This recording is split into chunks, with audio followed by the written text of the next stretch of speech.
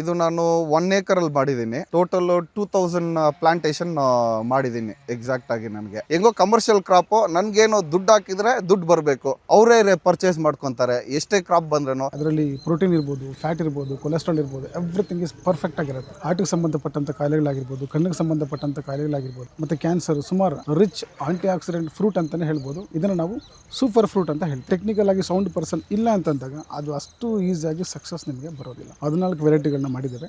ಇಲ್ಲಿ ಒಂದು 4-5 ವೆರೈಟಿಗಳನ್ನ ಇವರಿಗೆಲ್ಲ ಕೊಟ್ಟಿದ್ದೇವೆ. ಇದು ಪ್ಯೂರ್ಲಿ ಆರ್ಗ್ಯಾನಿಕ್. ಹೋಮ್ ಗಾರ್ಡನಿಂಗ್ ಇರ್ಬೋದು, ಟೆರೆಸ್ ಗಾರ್ಡನಿಂಗ್ ಇರ್ಬೋದು, ಅವರಿಗೆಲ್ಲ ನಾವು ಎಂಟರ್ಟೈನ್ ಮಾಡೋದಿಲ್ಲ. ಇದನ್ನು ಮಾಡ್ತಕ್ಕಂಥವ್ರು ಗಾರ್ಡನಿಸ್ಟ್ಗಳಾಗಿರಬಾರ್ದು, ಫಾರ್ಮರ್ಗಳಾಗಿರ್ಬಾರ್ದು.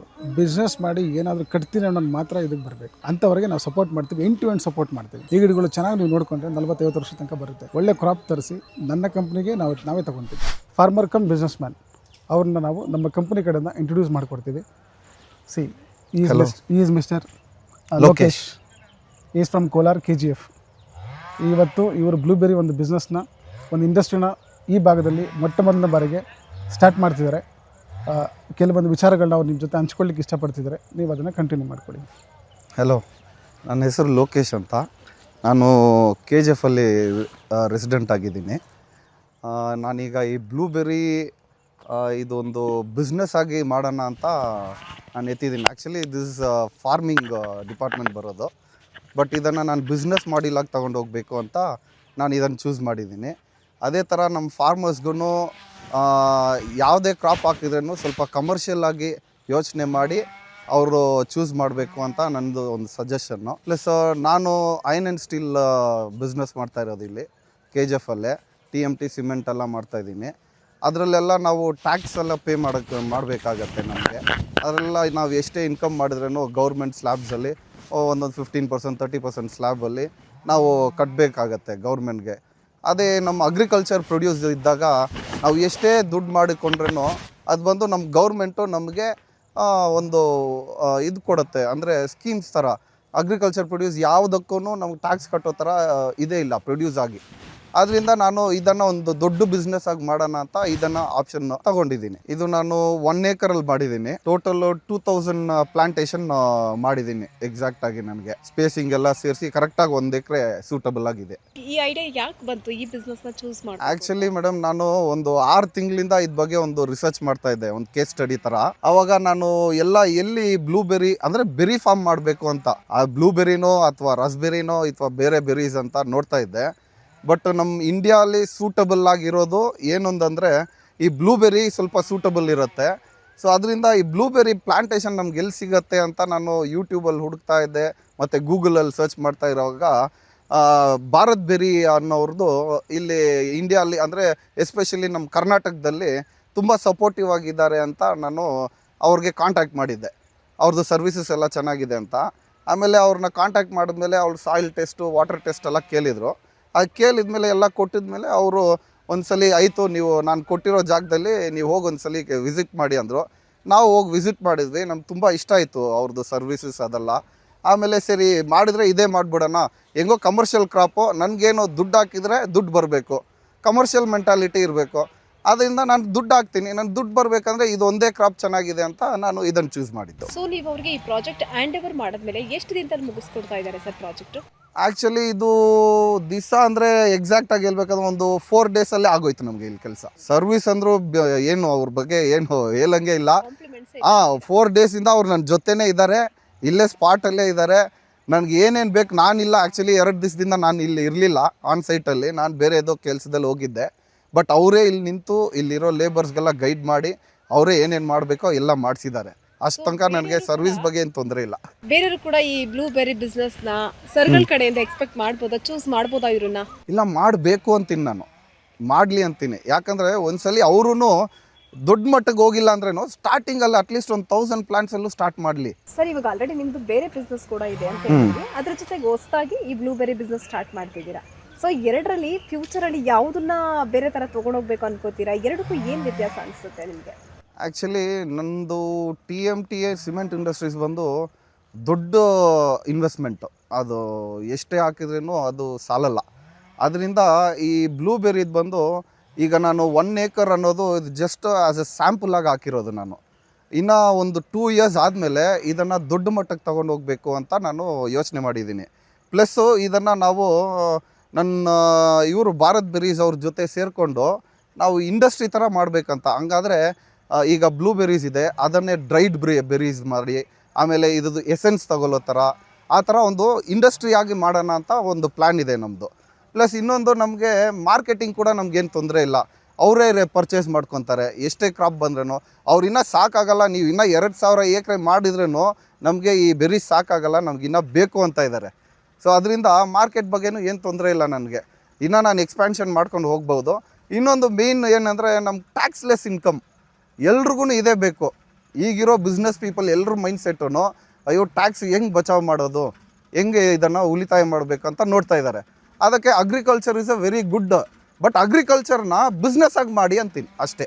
ನಮಸ್ಕಾರ, ನಮ್ಮ ಹೆಸರು ವೆಂಕಟೇಶ್ ಅಂತ ಹೇಳಿ. ಭಾರತ್ ಬೆರೀಸ್ ಅಂತ ಕಂಪನಿ ಇದೆ, ಆ ಕಂಪನಿಗೆ ನಾನು CEO ಆಗಿ ವರ್ಕ್ ಮಾಡ್ತಿದ್ದೇನೆ. ನಾವು ಆಲ್ರೆಡಿ ಕರ್ನಾಟಕದಲ್ಲಿ ಸುಮಾರು ಕಡೆ ಭಾರತ್ ಬೆರೀಸ್ ಕಡೆಯಿಂದ ಭಾಳಷ್ಟು ಆರ್ಚರ್ಡ್ಗಳನ್ನ ನಾವು ಎಸ್ಟಾಬ್ಲಿಷ್ ಮಾಡಿದ್ದೇವೆ. ಸುಮಾರು 30-40 ಎಕರೆವರೆಗೂ ನಾವು ಆಲ್ರೆಡಿ ಮಾಡಿದ್ದೇವೆ. ಅಪ್ಕಮಿಂಗ್ ಬಂದು ಒಂದು 300 ಎಕರ್ಸ್ವರೆಗೂ ಇದೆ. ಸೊ ಒಟ್ಟಾರೆ ಈ ಒಂದು ವರ್ಷದಲ್ಲಿ ಒಂದು 250ರಿಂದ ಒಂದು 300 ಎಕರೆ ಆಗುವಷ್ಟು ನಾವು ಒಂದು ಬ್ಲೂಬೆರಿ ಇಂಡಸ್ಟ್ರಿನ ನಾವು ರೆಡಿ ಮಾಡ್ತಾ ಇದ್ದೀವಿ. ಆ್ಯಕ್ಚುಲಿ ಸರ್, ನಮ್ಮ ಭಾರತದಲ್ಲಿರಿಗೆ ಬ್ಲೂಬೆರಿ ಅಂದರೆ ಗೊತ್ತಿಲ್ಲ, ಅದ್ರ ಬಗ್ಗೆ ತಿಳಿಸಿ ಅದೇನು ಅಂತ. ಬ್ಲೂಬೆರಿ ಅಂದರೆ ಏನಪ್ಪ ಅಂದರೆ, ಅದೊಂದು ಆಂಟಿ ಆಕ್ಸಿಡೆಂಟ್ ಇರ್ತಕ್ಕಂಥ ಒಂದು ಫ್ರೂಟ್. ಅದು ಅಂದರೆ ರಿಚ್ ಫ್ರೂಟ್ ಅಂತಲೇ ಹೇಳ್ಬೋದು. ಭಾಳ ಒಳ್ಳೆ ಅದರಲ್ಲಿ ಪ್ರೋಟೀನ್ ಇರ್ಬೋದು, ಫ್ಯಾಟ್ ಇರ್ಬೋದು, ಕೊಲೆಸ್ಟ್ರಾಲ್ ಇರ್ಬೋದು, ಎವ್ರಿಥಿಂಗ್ ಇಸ್ ಪರ್ಫೆಕ್ಟಾಗಿರುತ್ತೆ.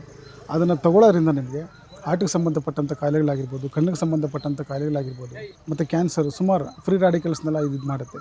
ಸೊ ಇದ್ರದ್ದು ಹೇಗಪ್ಪ ಅಂದರೆ, ಪ್ರತಿಯೊಬ್ಬ ಮನುಷ್ಯ, ಅಟ್ಲೀಸ್ಟ್ ಒಬ್ಬ ಮಗು ಚಿಕ್ಕದಾಗಿ ಒಂದೊಂದು ಹಿಡಿಯಷ್ಟನ್ನು ತಿಂತಾ ಹೋದರೆ ಡೈಲಿ ಅವರಿಗೆ ಮೆಂಟಲ್ ಅಂದರೆ ಮೈಂಡ್ ಇದೆಯಲ್ಲ, ತುಂಬ ಐಕ್ಯೂ ಜಾಸ್ತಿ ಆಗುತ್ತೆ. ಈ ಥರ ಹಲವಾರು ರೀತಿಯ ಹೆಲ್ತ್ ಬೆನಿಫಿಟ್ಸ್ ಇರತಕ್ಕಂಥ ಒಂದು ರಿಚ್ ಆಂಟಿ ಆಕ್ಸಿಡೆಂಟ್ ಫ್ರೂಟ್ ಅಂತಲೇ ಹೇಳ್ಬೋದು. ಇದನ್ನು ನಾವು ಸೂಪರ್ ಫ್ರೂಟ್ ಅಂತ ಹೇಳ್ತೀವಿ. ಸರ್, ಈಗ ಈ ಬ್ಲೂಬೆರಿನ ಪಾಟಲ್ಲೇ ಬೆಳಿಬೇಕಾ ಇಲ್ಲ ಮಣ್ಣಲ್ಲೂ ಬೆಳಿಬೋದಾ?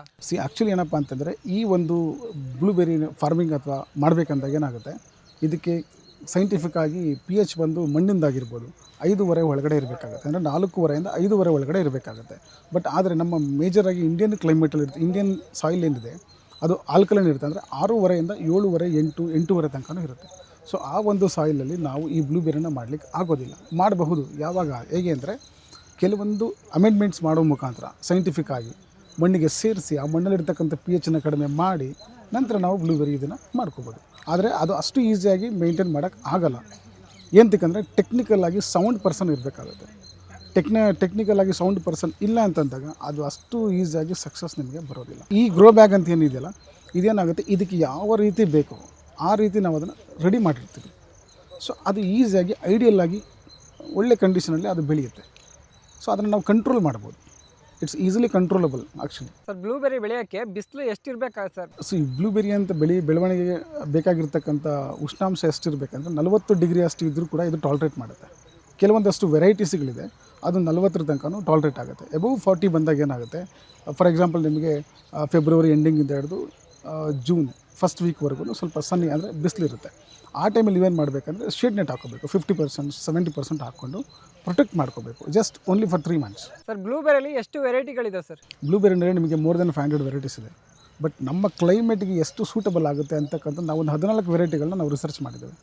ನಮ್ಮ ಇದರಲ್ಲಿ ಅದೇ R&D ಡಿಪಾರ್ಟ್ಮೆಂಟಲ್ಲಿ 14 ವೆರೈಟಿಗಳನ್ನ ಮಾಡಿದ್ದೇವೆ. ಇಲ್ಲಿ ಒಂದು 4-5 ವೆರೈಟಿಗಳನ್ನ ಇವರಿಗೆಲ್ಲ ಕೊಟ್ಟಿದ್ದೇವೆ. ಸರ್, ಇದಕ್ಕೆ ನೀರೆಲ್ಲ ಯಾವ ರೀತಿ ಕೊಡ್ತಾ ಇದ್ದೀರಾ? ನೀರು ಅಂತಕ್ಕಂಥದ್ದು ಭಾಳ ನಾವು ಡ್ರಿಪ್ ಇರಿಗೇಷನ್ ಮುಖಾಂತರನೇ ಕೊಡಬೇಕಾಗುತ್ತೆ. ಯಾಕಂತಂದರೆ ವಾಲ್ಯೂಮ್ ಕಂಟ್ರೋಲ್ ಮಾಡಬೇಕಾಗುತ್ತೆ. ನ್ಯೂಟ್ರಿಷನಲ್ ಅದಕ್ಕೆ ಅದು ಏನೇನು ಬೇಕು, ಮ್ಯಾಕ್ರೋ ನ್ಯೂಟ್ರಿಷನ್ ಇರ್ಬೋದು, ಪ್ರತಿಯೊಂದು ಕೂಡ ಆನ್ ಟೈಮ್ಗೆ ನಾವು ಟೆಕ್ನಿಕಲ್ ಆಗಿ ಎಷ್ಟು ಬೇಕೋ ಅಷ್ಟು ಕೊಡಬೇಕಾಗುತ್ತೆ. ಗೊಬ್ಬರ ಎಲ್ಲ ಕಂಪ್ಲೀಟ್ ಡ್ರಿಪ್ ಸಿಸ್ಟಮ್. ಅಂದರೆ ನೋಡಿ, tank A, tank B, tank C, tank D ಅಂತಿರುತ್ತೆ. 4 ಟ್ಯಾಂಕ್ ಇಲ್ಲ ಅಂದರೆ ಒಂದೊಂದು ಟ್ಯಾಂಕಲ್ಲಿ ಒಂದೊಂದು ಥರ ನಮ್ಮ ಸೊಲ್ಯೂಷನ್ನ ಪ್ರಿಪ್ರೇಷನ್ ಮಾಡ್ತೀವಿ. ಅದನ್ನು ಆನ್ ಡೇಟ್ ಇರ್ತಕ್ಕಂಥ ಆಟೋಮೇಷನ್ ಕೂಡ ಮಾಡ್ಕೋಬೋದು.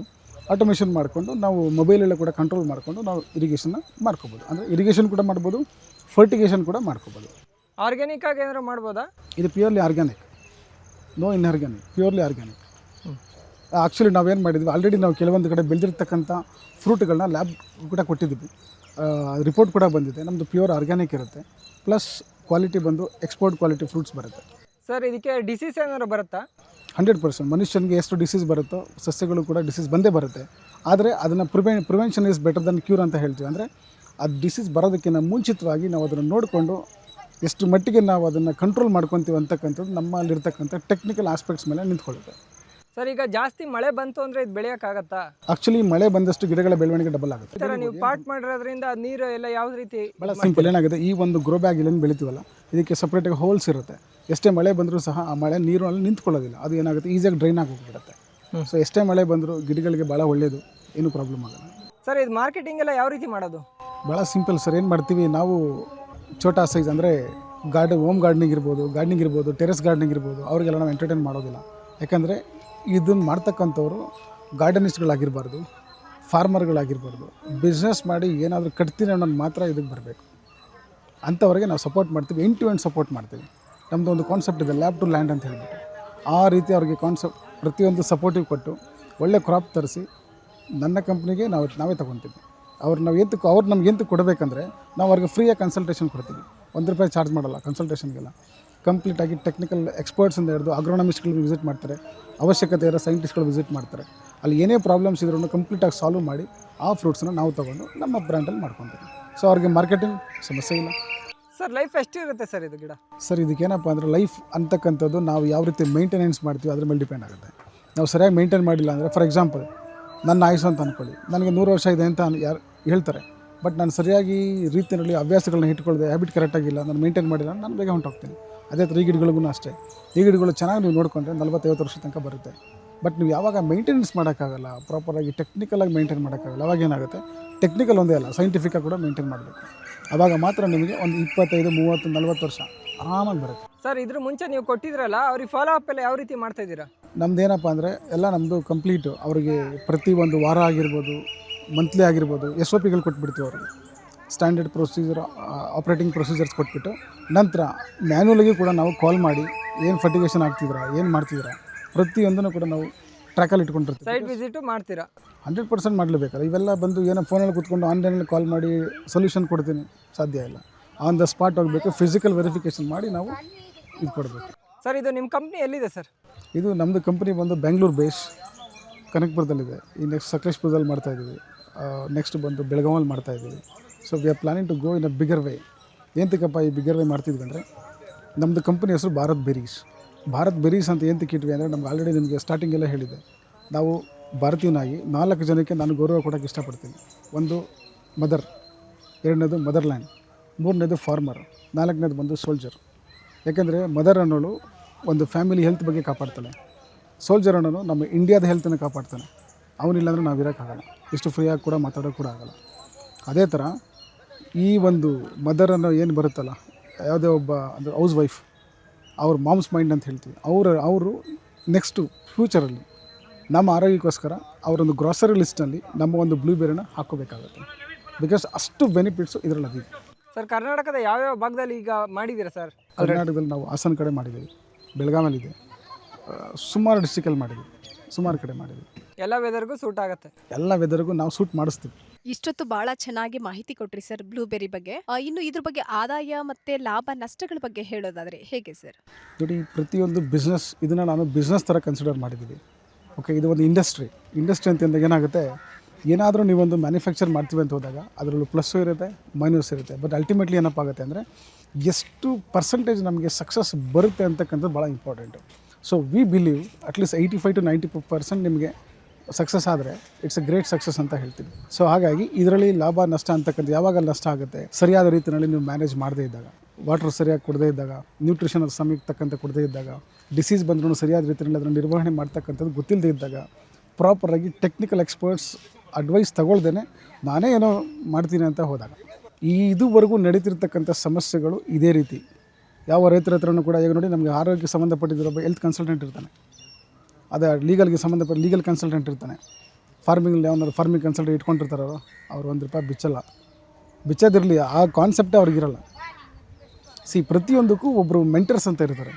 ಆ ಮೆಂಟರ್ಸು ಬಿಕಾಸ್ ಅವ್ರ ನಾಲೆಡ್ಜನ್ನು ನಾವು ಉಪಯೋಗಿಸ್ಕೊಂಡು ಏನಾದರೂ ಒಂದು ರೀತಿಯಲ್ಲಿ ಬೆಳವಣಿಗೆಯನ್ನು ನೋಡಬೇಕಾಗುತ್ತೆ ಲೈಫಲ್ಲಿ.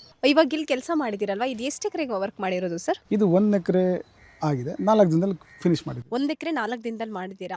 ಸೊ ಈ 1 ಎಕರೆಗೆ ಎಷ್ಟು ಗಿಡಗಳನ್ನ ಹಾಕಿದ್ದೀರಾ? ಎಕ್ಸಾಕ್ಟಾಗಿ ನೀವು ನೋಡಬೇಕಂದ್ರೆ 1 ಎಕರೆ ಪ್ಲಾಟ್ಗೆ 2000 ಪ್ಲಾಂಟ್ಸ್ ಅಕೊಮಡೇಟ್ ಮಾಡ್ಬೋದು. 2000 ಪ್ಲಾಂಟ್ಸ್. ಓಕೆ, ಈ ಆರ್ಡರ್ ಹೇಗೆ ಸಿಕ್ತು ಸರ್ ನಿಮಗೆ? ಇದೆಲ್ಲ ಆರ್ಡರ್ ಅಂತ ಏನಿಲ್ಲ ಮೇಡಮ್, ಯಾರು ಇಂಟ್ರೆಸ್ಟ್ ಇರ್ತಾರಲ್ಲ ಅವ್ರು ನಮ್ಮ ಹತ್ರ ಬರ್ತಾರೆ. ನಿಮ್ಮನ್ನು ಹೇಗೆ ಅವ್ರು ಕಾಂಟ್ಯಾಕ್ಟ್ ಮಾಡಿದ್ರು ಅಂತ? ಏನಪ್ಪ ಅಂದರೆ maybe some social media ಇರ್ಬೋದು, ಅಥವಾ ನಮ್ಮ ಕಂಪ್ನಿ ವೆಬ್ಸೈಟ್ಗಳಿರ್ಬೋದು ಅಥವಾ ಮಾಡಿರ್ತಕ್ಕಂಥ ರೈತರ ರೆಫರೆನ್ಸ್ ಇರ್ಬೋದು. So we have so many channels. ಈ ವರ್ಕ್ ಎಲ್ಲಿ ಮಾಡಿರೋದು ಸರ್ ನೀವು?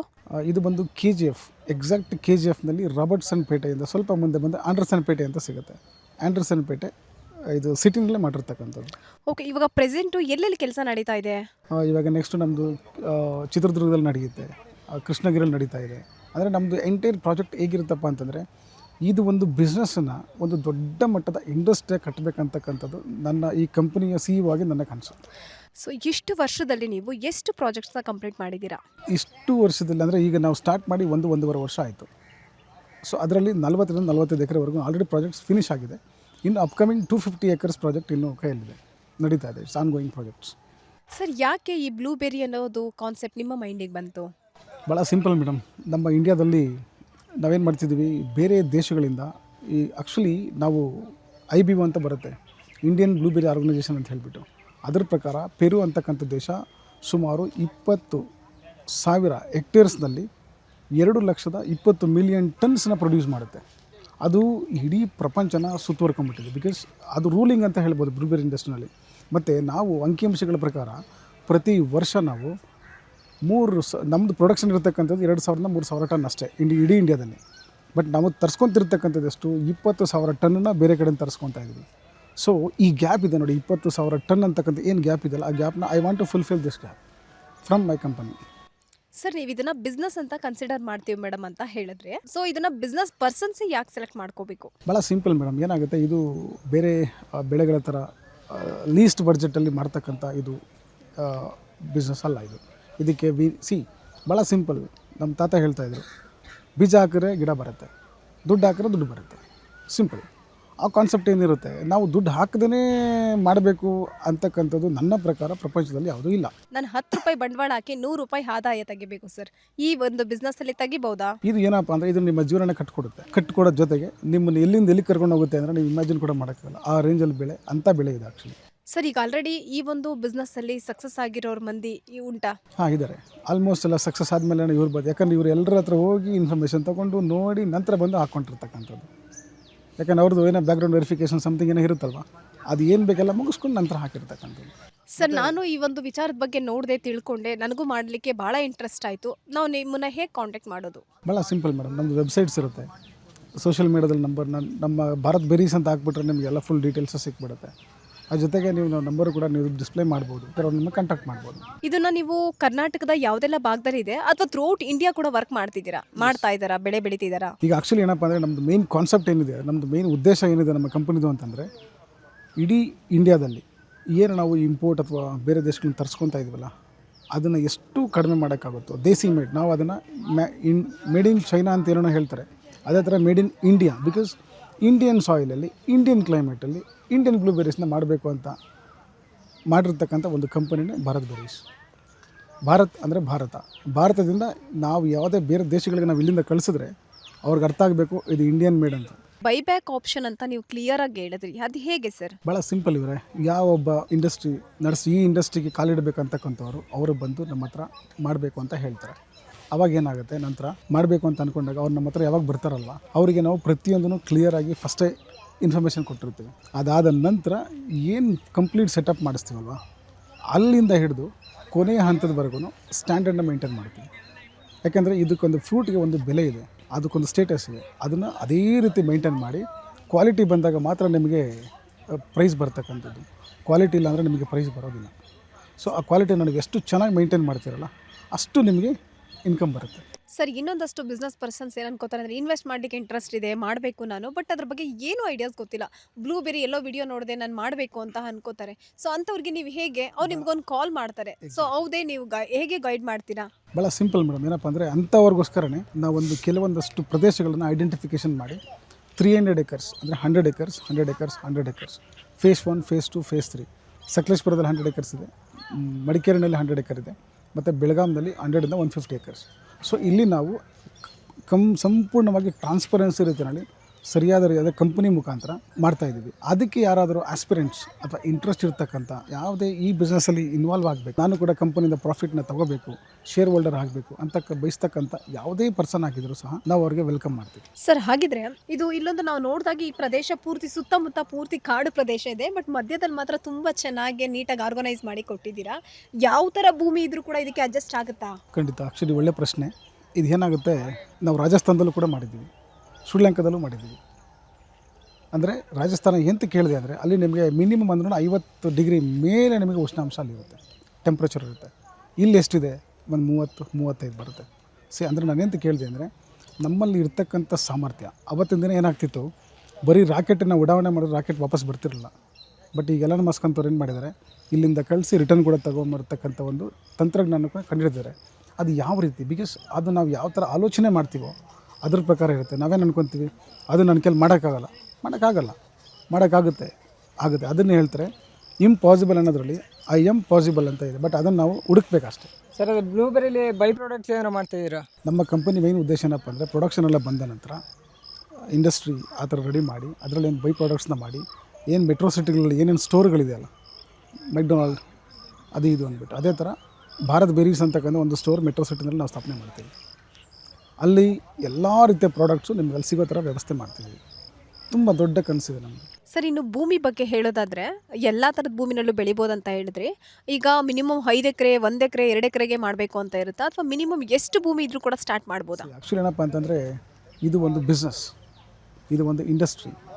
ಚಿಕ್ಕದಾಗಿ ಛೋಟಾ ಇಂಡಸ್ಟ್ರಿ 100 ಗಿಡದಲ್ಲಿ ಮಾಡ್ತೀವಿ ಅಂದರೆ ಅದು ಇಂಡಸ್ಟ್ರಿ ಅಥವಾ ಬಿಸ್ನೆಸ್ ಅಂತ ಹೇಳೋಕ್ಕಾಗಲ್ಲ. ಬಿಸ್ನೆಸ್ ಅಂದರೆ ನಾವು ಏನು ಹಾಕ್ತೀವಲ್ಲ ಅದರಿಂದ ಒಳ್ಳೆ ಆದಾಯ ಬರ್ತಕ್ಕಂಥ ನಿರೀಕ್ಷಣೆ ಇಟ್ಕೊಂಡು ಮಾಡ್ತಕ್ಕಂಥದ್ದನ್ನ ಬಿಸ್ನೆಸ್ ಅಂತ ಹೇಳ್ತೀವಿ. ಸೊ ಇದು ಮಿನಿಮಮ್ ಅಟ್ಲೀಸ್ಟ್ 1 ಎಕರ್ ಮಾಡಿಕೊಂಡ್ರೆ ಅವ್ರಿಗೆ ಒಂದು ಪ್ರೊಡಕ್ಷನ್ ಬಂದಾಗ ಒಳ್ಳೆ ಕ್ವಾಂಟಿಟಿ ಬರುತ್ತೆ. ಆ ಕ್ವಾಂಟಿಟಿ ಬಂದಿರತಕ್ಕಂಥದ್ದಕ್ಕೆ ಒಂದು ಒಳ್ಳೆ ಡೀಸೆಂಟ್ ಇನ್ಕಮ್ ಬರುತ್ತೆ. 100 ಗಿಡ ತೊಗೊಂಡು ಮಾಡ್ತೀನಿ ಅಂದರೆ ಹೇಗೆ ಮಾಡೋಕ್ಕಾಗುತ್ತೆ? ಯಾರು ಪರ್ಚೇಸ್ ಮಾಡ್ತಾರೆ? ಬಿಕಾಸ್ ನಾನು ಪರ್ಚೇಸ್ ಮಾಡಬೇಕು ನಮ್ಮ ಕಂಪನಿಗೆ ಅಂದಾಗ ನಮಗೇನು ಬೇಕು, ಒಂದು we need a decent quantity. Because transportations ಇರುತ್ತೆ, ಪ್ಯಾಕಿಂಗ್ಸ್ ಇರುತ್ತೆ, ಶಿಪ್ಪಿಂಗ್ಸ್ ಇರುತ್ತೆ, ಬ್ರ್ಯಾಂಡಿಂಗ್ ಇರುತ್ತೆ, ಹಲವಾರು ವಿಚಾರಗಳು ಅದರಲ್ಲಿ ಬರುತ್ತೆ. ಯಾಕಂದರೆ ಸುಮ್ಮನೆ ಬಂದಿದ ತಕ್ಷಣ ತೊಗೊಂಡೋಗಿ ಅಂದರೆ ಯಾರು ತೊಗೊಂಡೋಗಲ್ಲ. ಅದನ್ನು ಒಂದು ಸ್ಟ್ಯಾಂಡರ್ಡ್ ಆಗಿ ಒಂದು ರೀತಿಯಲ್ಲಿ ನಾವು ಅದನ್ನು ಮಾಡಬೇಕಾಗತ್ತೆ. ಅದಕ್ಕೆ ಸುಮಾರು ಖರ್ಚು ಇರುತ್ತೆ. ಅದಕ್ಕೆ ಕ್ವಾಂಟಿಟಿ ಇದ್ದರೆ we can make everything possible. ನಮ್ಮದು ಮೇನ್ ಒಂದು ಅಬ್ಜೆಕ್ಟಿವ್ಸ್ ಇದೆ, ಮೇನ್ ಉದ್ದೇಶ ಇದೆ. ಒಂದಷ್ಟು ರೈತರು ಅಥವಾ ಯಾರು ಇಂಡಸ್ಟ್ರಿಯಲಿಸ್ಟ್, ಯಾರು ಬಿಸ್ನೆಸ್ ಮ್ಯಾನ್ಗಳು ಇದನ್ನು ಮಾಡಬೇಕು ಅಂತ ಅನ್ಕೊತಾರಲ್ವ, ಅವ್ರನ್ನೆಲ್ಲರನ್ನು ಸೇರಿಸಿ ಒಂದು FPO ಮಾಡ್ತಾಯಿದ್ದೀವಿ. ಸೊ ಅದಕ್ಕೂ ಕೂಡ ನಮ್ಮ ಜೊತೆ ಬರ್ತಕ್ಕಂಥ ಪ್ರತಿಯೊಬ್ಬರಿಗೂ ಕೂಡ ಈ ಥರ ಒಂದು ಅವಕಾಶ ಸಿಗುತ್ತೆ. ಅದರ ಮುಖಾಂತರ ನಮ್ಮದೇ ಒಂದು ಓನ್ ಪ್ರೊಡ್ಯೂಸ್ ಮಾಡಿ, ನಮ್ಮ ಇವ್ರು ಹೇಳ್ದಂಗೆ, ನಮ್ಮ ಲೋಕೇಶ್ವರ್ ಹೇಳ್ದಂಗೆ ಟ್ಯಾಕ್ಸ್ ಝೀರೋ, ಪ್ರತಿಯೊಂದಕ್ಕೂ ಟ್ಯಾಕ್ಸ್ ಕಟ್ಟಬೇಕು. ಬಿಸ್ನೆಸ್ ಆ್ಯಂಗಲ್ ಯೋಚನೆ ಮಾಡಿದಾಗ ವಿತೌಟ್ ಟ್ಯಾಕ್ಸ್ ನೀವು ದುಡ್ದಿರ್ತಕ್ಕಂಥದ್ದೆಲ್ಲ ನೀವೇ ಇಟ್ಕೋಬೋದು. ಇನ್ನೊಂದು ಏನಪ್ಪ ಮುಖ್ಯವಾದ ವಿಚಾರ ಏನಪ್ಪ ಅಂದರೆ, ಗೌರ್ಮೆಂಟಲ್ಲಿ ಈ ಕೃಷಿಗೆ ಅಥವಾ ಈ ಥರ ಒಂದು ಇನೋವೇಟಿವ್ ಮೆಥಡಲ್ಲಿ ಯಾರು ಅಗ್ರಿ ಬಿಸ್ನೆಸ್ನ ಮಾಡಬೇಕು ಅಥವಾ ಯಾರು ಅಗ್ರಿ ಎಂಟ್ರಪ್ರಿನರ್ ಆಗಬೇಕು ಅಂತ ಯೋಚನೆ ಮಾಡ್ತಕ್ಕಂಥ ಯೂತ್ಸ್ ಇರ್ಬೋದು, ಯಾರಿಗೆ ಬೇಕಾದ್ರೆ ಆಗಿರ್ಬೋದು, ಒಳ್ಳೊಳ್ಳೆ ಸ್ಕೀಮ್ಸ್ ಇದೆ.